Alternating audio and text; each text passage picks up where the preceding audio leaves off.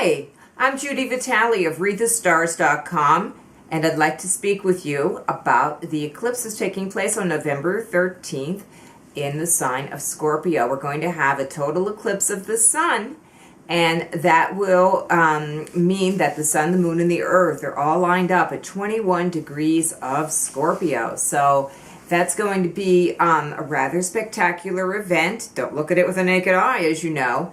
And I would say also that in terms of our development in an astrology-oriented way and also in a psychological way, that we do open our eyes and our hearts and try to understand what it is that we're afraid of.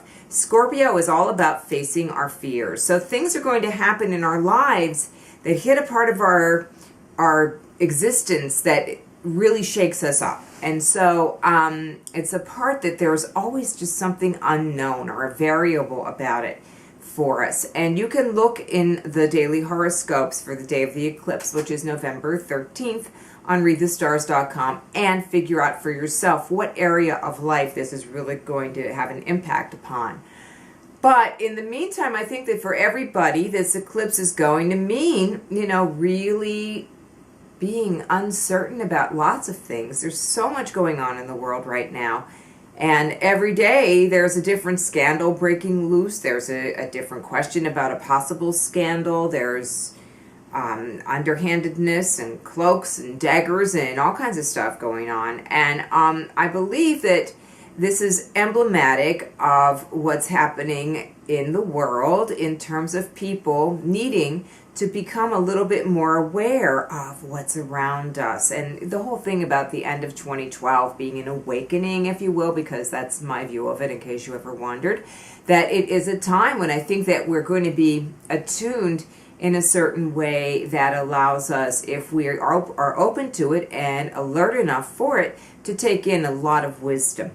And with that said, I would like to offer my opinion of how best to handle the Scorpio eclipse, and that is to really get in touch with what it is that you're afraid of, and when that thing happens, not to react to it.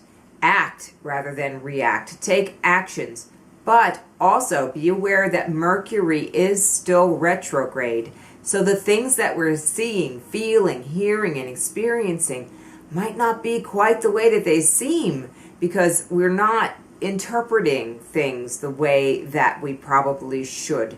So during the Mercury retrograde, it's really, really important to be patient and to be careful about your every move. And if you think that the Mercury retrograde isn't affecting you, you probably just aren't noticing it, or it probably just hasn't yet. That happened to me the other day. I said, this hasn't really been that bad of a Mercury retrograde. I parked my car. I went into a building and I went to get my keys to come back out into the car, and they weren't with me. They were stuck in my car's ignition. I mean, that's Mercury, in case you don't know, does have an affinity or a rulership with keys. And so I always seem to have some kind of tragedy with my keys during the Mercury retrograde, and that was this time. I'll be darn careful now. So that's the issue. When you see something happen, be careful about not allowing it to happen again. But during the eclipse, things are likely to occur that are outside of our control. That's the purpose of eclipses, is to just kind of shake us up a little bit.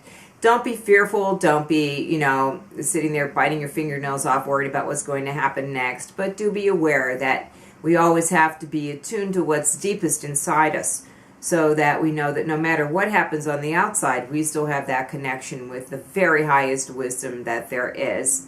That is something that is also very attainable if you tune in to the energy of Scorpio and realize that all that is around us in life is but a bridge to the eternal.